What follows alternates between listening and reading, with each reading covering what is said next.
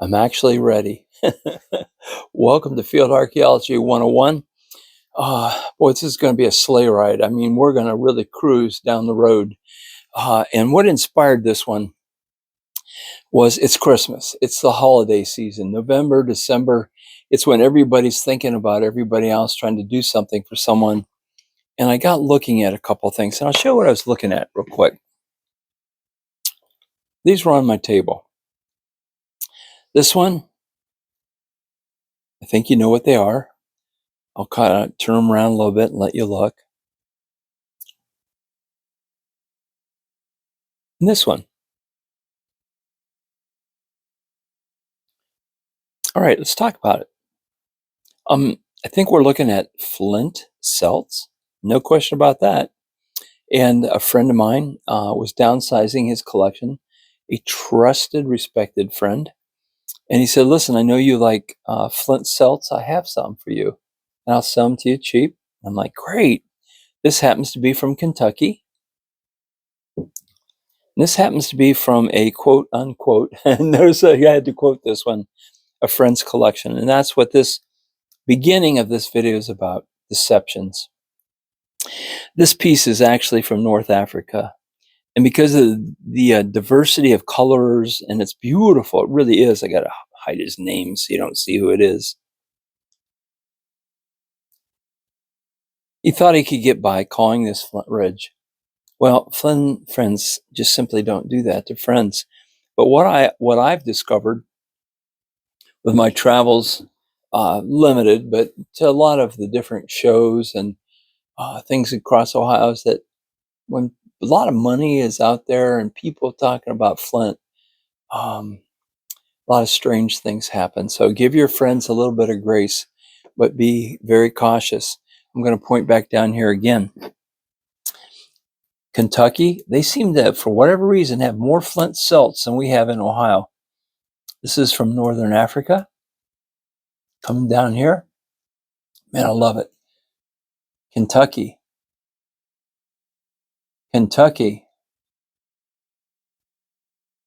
North Africa. Kentucky. Look at this one. I'll just hold them up for you to look at that distal proximal end right there. You can see where it's been worked off as a celt. Now, again, I'm talking about frauds, deceptions, what is good, being careful, being cautious. This typically is not something that I would ever expect to see an end polished. Not had an authenticator, someone look at this piece. It came from one of the state shows in Columbus for the Archaeological Society. Someone approached me and said, hey, you love flint celts? I've got one for you. And so, interesting. Continuing here. North Africa.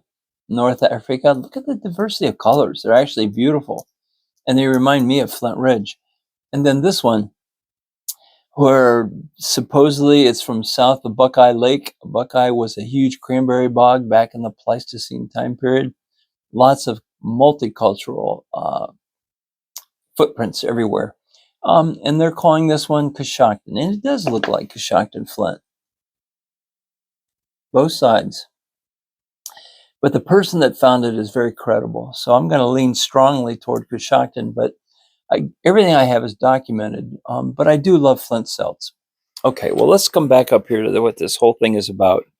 And I have some notes, so stay with me. It's real easy to get caught up in a knee-jerk reaction. Somebody has something that you like. Hey, I found this. I heard about this. What do you think of that? And you're like, that's what I'm looking for.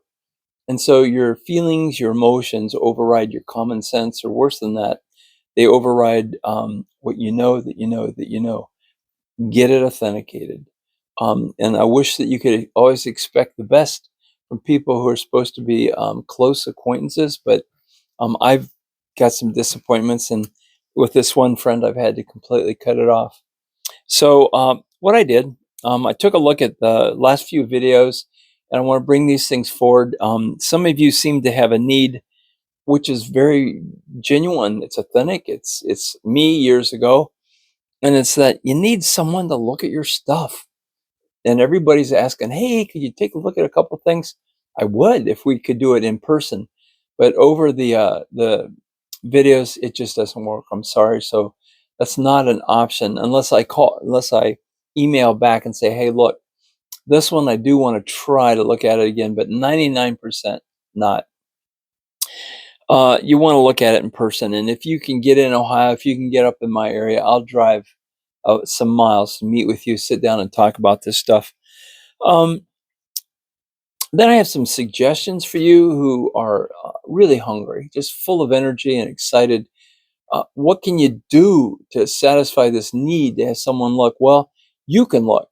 And what you can do is join a group. In Ohio, we have almost 30 chapters to the Archaeological Society all over the state of Ohio. Join one.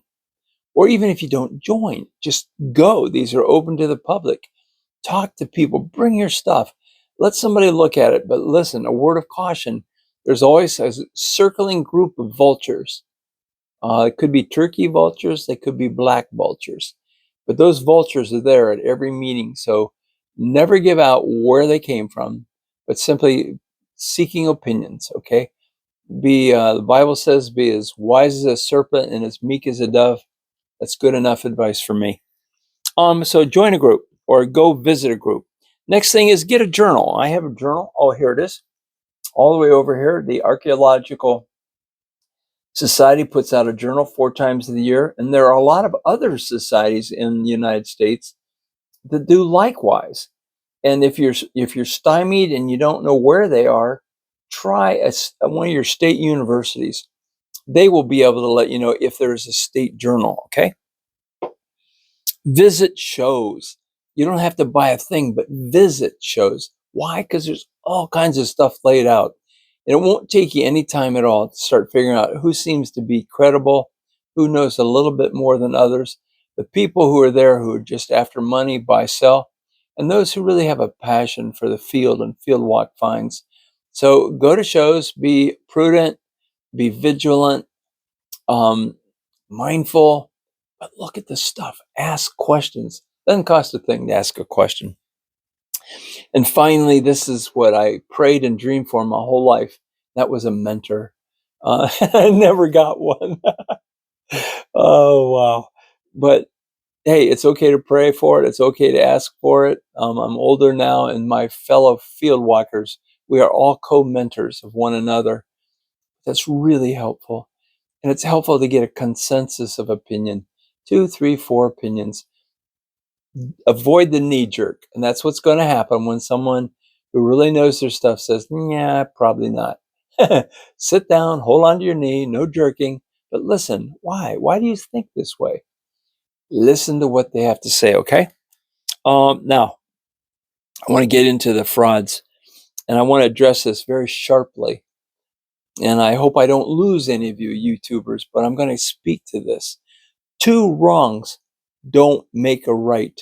In my lifestyle, among my friendships, in my chapter with the ASO, and all the various meetings I get to, and in my friendships, 2 wrongs don't make a right. Well, everyone else does it. Well, every collector steals from each other. We all hate it, but every one of us does it. Really? Okay, I won't visit this person anymore. People, come on. 2 wrongs never make a right. Um, oh, something else to watch out for, and I don't know how to help you with this, but I'm calling these to your attention because it's Christmas time, and you may want to pick up a few things. You may go to a chapter, want to get somebody something that they'll never find in their lifetime, a discoidal or something like that. One of the common ways in Ohio that I see people trying to unload stuff is they'll just put a sticker on it and say this was found in Ross County, Ohio. Uh, Maybe it was, maybe it wasn't. They're trying to pander it off as a bona fide field find. Watch out for those. Watch out for those brand new labels. If you suspect it, ask them questions about it. Another thing, it's even worse, and I'm seeing this guy that sold me the North Africa celts was doing it, and Not only was he putting false labels on artifacts from Perry County or from some of the surrounding Buckeye Lake counties where there's a lot of Flint Ridge Flint, uh, he would take a magic marker or a Sharpie pen and put a fictitious site number on it, and then the initials of somebody who doesn't exist. Oh, yeah, I got this a while back from so and so. You got to watch for stuff like that. So I'm not kidding you. If you don't know what you're doing, don't buy. Just enjoy, watch, and look. Um, Something else that I've seen a lot of in this state, and it breaks my heart, but I'm sharing these with you for heads up. We have a lot of old time collectors that unloaded their collections. They were big collectors. One would be last name of Dilly from the Flint Ridge area. He unloaded his collection, a lot of stuff. But isn't it interesting that people are coming up with all kinds of bizarre things, saying, "Oh, I got this from the Dilly collection." Well, they expect a little bit more money because it was from the Dilly collection. Maybe it was, maybe it wasn't. I, I don't know how to protect you from that, but it doesn't cost you a thing to ask questions, okay? Be aware. Another thing is someone may have a point and they'll say, yes, this is absolutely authentic. It's complete. I mean, this is whole, a little bit of retouch, but whoa, whoa, whoa, whoa, whoa, whoa. What do you mean a little bit of retouch?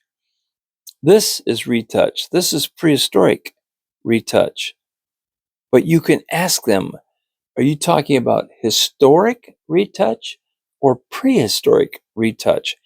Ask questions. So what I'm seeing is a little tiny bit of the point broke off. Now this has not been retouched. And then they'll take a tool, take one flake off and give it a new point, and they'll sell it as authentic, as a whole point. That is going on a lot. And I'm seeing it in big collectors, collections, collectors with respected names. Oh, I didn't know that was in my collection. Just pick something else out. Why would I want to pick something else out of his collection? He just compromised his integrity with me. So carefully look at the tips. And then, without laboring this, the notches are fingerprints, and most often fraudulence appears in the notches. If any notches appear fresh, whitish, or they're really caked in with dirt or mud that you can't get out, let them go. Those are usually the doorway to fraudulent pieces. I'm just sharing some things with you and to be careful of. And so something that helped me, and I'm not recommending this person or what. I know this guy. I know that he goes to a reputable Flint authenticator in Ashland, Ohio, the Bennett auction place. I've seen him there looking at his stuff to get authentications. But in looking through his catalog, and I'll just gently, gingerly open it up to you, in looking through his catalog, suddenly this is where I saw some of the North Africa celts that were for sale. And that started me down the journey where I discovered that a friend was selling me North Africa celts uh, as Ohio celts. So these catalogs, they're helpful. Auction catalogs, they're helpful to look through them. They'll help you get familiar with material that is or isn't. Now, how is that significant? This is significant. Familiar with what is or what isn't. I've shown this piece to many people, not had it authenticated yet, but this has the appearance of either a type of archaic knife, but how many people have seen an archaic knife made out of a celt or made into a celt? Doesn't mean it can't happen. It can, but here's where you want a consensus of opinions like that. Learning to recognize what is authentic, and that's where your books, your catalogs, those things are helpful. And so this one still has a question mark. I know the person, and I know who they said the finder were. All that's good stuff, but I still am going to have it checked out. Okay, so those are just some timely heads ups, and I want you all to be happy. I want you all to have a great season. I want you to enjoy your field finds, field collections. But you're out and around, and sooner or later, somebody's going to have something that they want to sell. And I'm just giving you some heads up. Now, I want to look at a few things that I brought in, and because the paleo is always interesting to me. Now, these three pieces came off of multicultural. I don't know that we have, but maybe one or two semi pure paleo sites in Ohio, but these came off of three different sites, multicultural, but where they came from, they were heavily steeped in paleo. This reminds me of the type of material that's coming out of early Europe, this piece. And at first, when I looked at them, I thought, oh, it had a flaw. They pitched it. But I kept looking at it, and I'm like, you know what? These are controlled hits right here. These are all controlled hits. And then I thought, well, I need to pick this up. I had a napper look at it. He said they could have removed this had they wanted to. And then I put it in my hand. And I've got something to grab. I've got a knife to work with. Everything that you see isn't always what you think it is. I know that's a mouthful. Everything you see isn't always what you think it is. This one I thought, maybe it's a preform and had a flaw, and they got rid of it. No, there is final retouch, final last stage retouch all the way around it.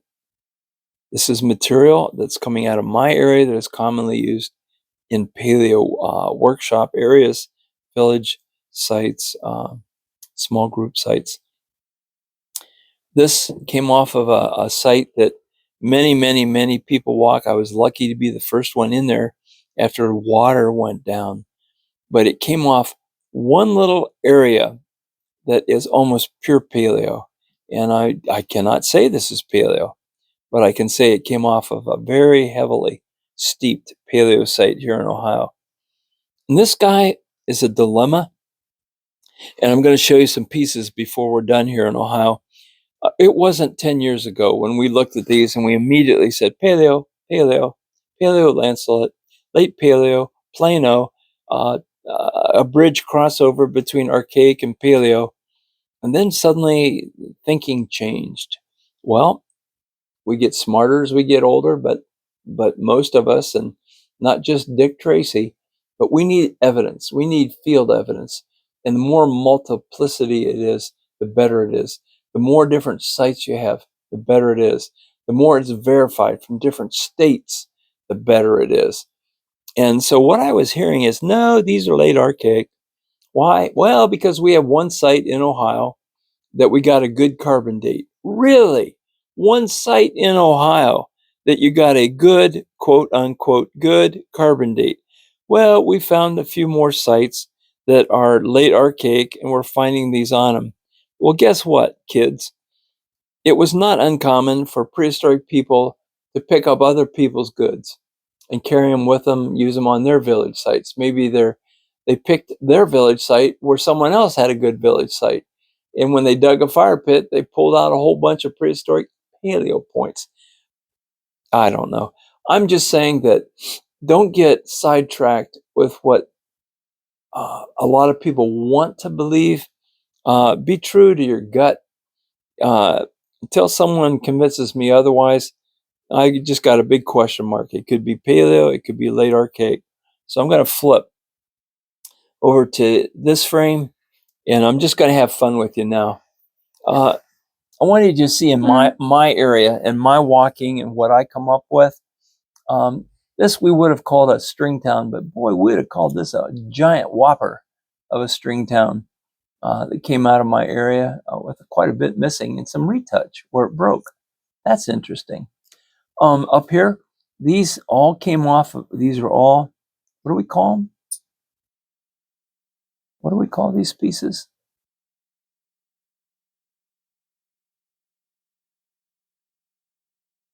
These are all uniface pieces. But what you see when you look them over, these are multiple tools. We used to call them Swiss Army knives, but these came off of very heavy paleo sites. But look here.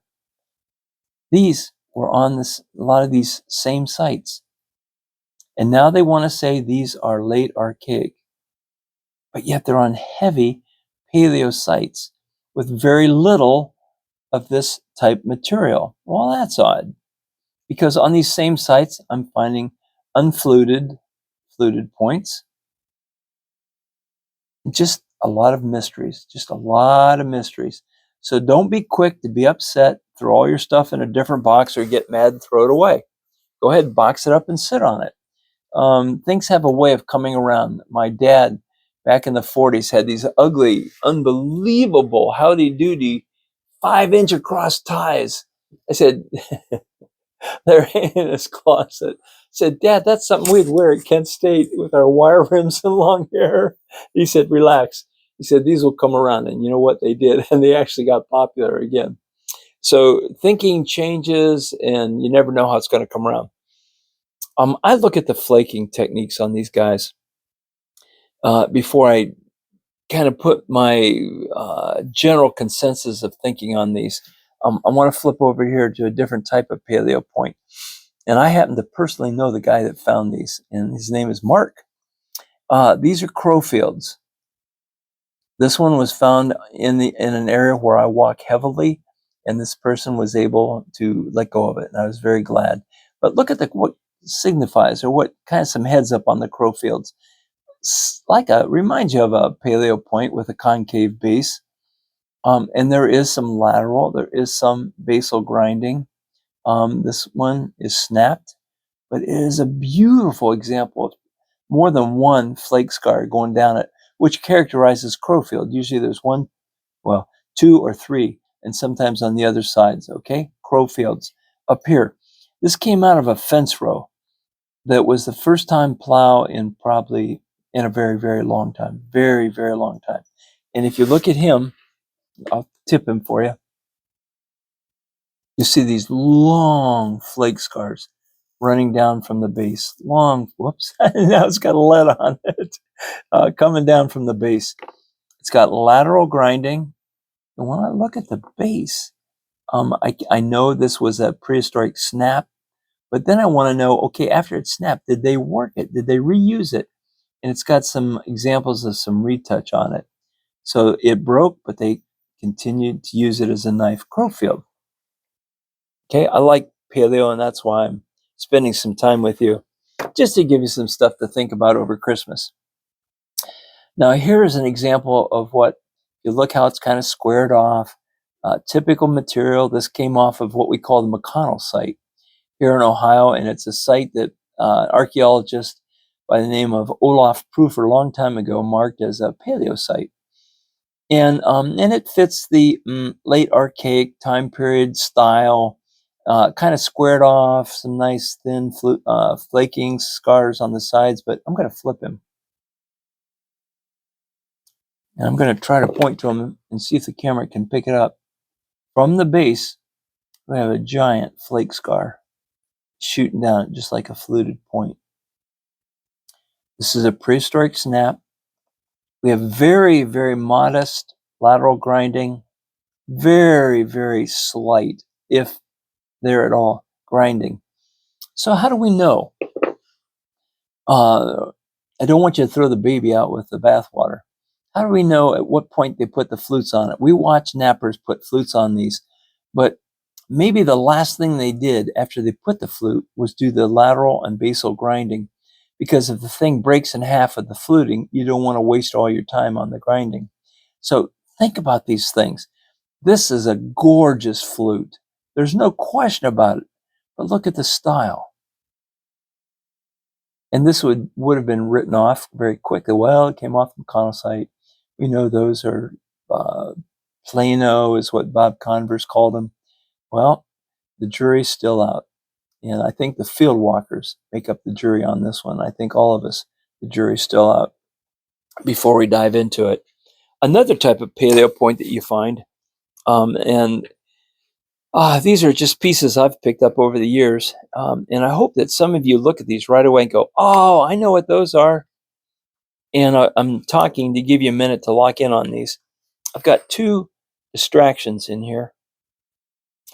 because they're identical. Well, no, they're very similar, but they came out of two very different fields. Same water system, but two very different fields, miles apart. And the rest of these, heavy, heavy lateral grinding up to the base. Heavy lateral grinding. Let me get one. Heavy basal lateral grinding. Beautiful polishing. Coming right up and over. These are what we call parallel lances, or lancelets, deep into the Paleo time period. And then I want to give you a heads up on this. Things that we look for. Notice the flake scars going clear across the lenticular surface. These are going all the way across. That's definitely not woodland, late woodland. They didn't do it. Question is, Paleo or early archaic? Well, I've got some heavy grinding coming up right here. With some of it, the base may be snapped and broken. Don't know, and it's okay to not know. But what I do is I frame them up. I have my site numbers on the other side, and I want to learn from these. And when I go to shows, I ask them, do you have any of these styles of points? And then I look at them. Can I take a picture of that point? And if they say yes, then I take a picture, bring it home. I make comparisons, and this helps me grow. So I showed you just some crow fields, Paleo. Showed you some parallel lance or lancelets, Paleo. I showed you pieces. They came off a very, very interesting site, all three different sites, and multicultural, but each came off of the part of the site that was steeped very heavily Paleo. All right, let's flip around. Let's look at a few more things that I brought in. And this is really cool. I look for patterns, and I hope you do too. So when I look in here, I see an ear missing, an ear missing. I see an ear missing. I see an ear missing. I see an ear missing. I see an ear missing. Whoa, this is 3 different counties that I hunt. Now, am I seeing a break in the hafting? What am I seeing? Okay, patterns. This is a lot. So this is something that was significant, whether it was breaks or intentionals. Uh, as you grow in your archaeology, you'll be able to answer some of those questions for yourself. I want to kind of look at these 2 pieces right here. This one is a lot of fun. I'm going to pick him up. Look at the flake scar. You see the flake scar? Going right down this guy. Look at this. Some of you right away are calling out it's a nipple, where they purposely left it so that the last, look at this giant flute that came off this side right here, so that the last strike would put the final flake scar down it. Okay, that's possible. But when I look at this guy, and I want you to do this, look at your pieces. Okay, so we have a nipple getting ready. Wait a minute. This has been very carefully retouched. I'll flip him again. Very heavily retouched to create a little graver tool right there. Really? So perhaps they were making a fluted point. It didn't go the way the doctor said it should. And so now what do? Well, got to looking at him, and I see evidence of some work going on at the lateral corners. And I see evidence of this being turned into a type of graver. Okay, they were, what do you call it? Man of a moment. They had a need. They said, okay, we'll use it. We'll change it over to this. Another point. Got some lateral grinding, got some basal grinding. This part of the base is missing. So in the process or the time it takes or the sequences to put a fluted point together, you see breaks. When did the break occur? If it occurred early on, were they able to make something from it, or did they pitch it? If it occurred earlier, they weren't going to haft it, and it changed it. Why would you put the basal lateral grinding, which are missing on this piece? Okay, but it is a good example of a fluted point. Some flake scars on top of this flake scar. Well, I'm going to go down here to the end. Look at this. If they did this, if this was an accident, I want to see what's going on down here. Wow. I'm going to hold this until you really get a good look at it. Excuse me. This is just smooth from being used. Okay. So we had another tool type going on right here. Actually, there's two tool types going on right here. And got over here real quick to see if I had a possible third. And I'm looking at it, I'm like, whoa, these almost look like scallops along here. Maybe I have one knife edge, compare that knife edge to this knife edge. That's kind of typical of what I see in the archaic time period. But they're doing this in the paleo time period. What I'm trying to do is to get you to spend more time with your pieces. And I could go on, because I love this stuff. I could go on forever with this. And I got the sign. I got to move. We got to keep moving. And so I'm just showing you some fun things that I've had. You've seen this guy before. Fluted point. If you saw this, you'd expect them to be much longer. Well, they were used as knives very often. A lot of resharpening going on with this guy. Good flint. Some people would call it Flint Ridge. Well, it's Vanport, but it's not from Flint Ridge, Ohio. It's Vanport that came out of this particular county. Heavy lateral, heavy basal grinding, nice flake scar. Nice flake scar. Okay. This all came out of the area where this came from. Over here, I put this one on top. These were just some of my field finds where places I frequent and walk. This was in somebody's footprint who did not belong into the field, and I hope they were never going to return again. But it's beautiful. And I know that some people would be very quick to call this, oh, you got a late archaic piece. I'm sorry. A second look, these flake scars are going clear beyond the medial lateral line, clear across to the other side. It's got the shape, it's got the look of paleo. Does it have lateral and basal grinding? Very slight, but it's there. What a treasure. What a nice find. This one was a big surprise.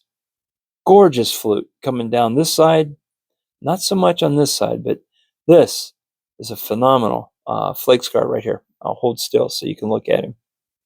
And while you're looking, think about the flint. Do we know what kind of flint this is? Heavy lateral grinding. Heavy basal grinding. Paleo for sure. Flint Ridge flint. And that one is from Newark area of Ohio. These all came off of heavy paleo sites in Ohio. Gonna kind of slow down because I got to wrap it up here pretty quick. Thanks for hanging in there with me. These came off of basically one site. The field walker came from just south of me. But look at these things. People are quick to throw these into the late archaic, but I want you to look at the style on these. Sometimes they're straight across. Sometimes you get a little bit of concaveness, coming off the site, which again is being called late archaic. I think we need to back up, keep everything open, keep the jury out, keep looking, give it some time, and see what we come up with. All right. So, in closing, thanks for joining me today. In closing, I brought some quickies, some good Christmas reading. Here's something that was a big surprise for me. Florida's First People. Big surprise. Good book. This actually could be a great tabletop book for all of you field walkers. This is very well done. It's very well illustrated. Very well illustrated with the beautiful archaeology of Florida. The state of Florida is an unknown jewel because and they are absurd state and federal laws. I love America. I'm a good old red, white, and blue boy, but federal government does not have access, should not have access to artifacts that are laying on the bottom of a stream or river. They belong to whoever found them or the property owner. And now the state is claiming ownership of things that are coming out of places. Doesn't make sense. Come on, you people, get together, talk to your legislators, get organized. Tons of paleo in this state. Good book. I highly recommend it. If you're from that part of the South, great book. Paleo, probably the best book out for Eastern United States on the type of artifacts, the paleo artifacts. Again, context. When you look at stuff that's coming off of paleo sites and you match it to what you're finding, you may be learning the basics of paleo. Gramley's he's recognized as one of America's in the top elite of paleo PhD fellows. Down here, another good book. I'm fascinated with fluted points, and I'm not crazy about it, but I'm interested in it. And Joe Gingrich, I mentioned him to you before. Dr. Joe is the chief anthropologist at a university in Ohio we call Ohio University in Athens, Ohio. These can be bought. There's 2 editions. And he's currently working on a third to update the fluted points in Ohio. Ohio now has over 1,000 fluted points recorded as having been found. And then more on this. This is another great book. This particular author, Collins, is brilliant. He's just this is a good Western archaeologist, paleo man, but learning the blade technology of the paleo people, the Clovis, it's really good. And then for some of you highly astute people, I don't put myself in that category, but you can get into some really deep reading. In this Monteverde with Delhay, this opened up the whole world of paleo in the entire Western Hemisphere. Down in Chile, phenomenal site. He had to actually pay paleo people from all over the world to come and look at it so they could validate his scientific principles that he used. This predates Clovis, okay? Great site. This is some good Christmas reading right here. So in Ohio, with snow outside the window and it's cold, grab a book, get some coffee, put your feet up, and enjoy the season. And for me to get together with you guys, that is my Christmas gift. Because I love being with you, and I love bringing forward fun stuff, things just to keep you on thinking, ideas how to display your stuff. Always keep a site number on every piece. And even if you don't think it's kind of what you had hoped, put your site number on it, because you may learn 2 years from now that you just threw a paleo graver. So mark your stuff. Talk to people who've been out there for a while. Message me. Give me some grace. It takes me a while to get back. And happy holidays, you guys. And if it weren't for snow, I'd be out there walking. See you soon.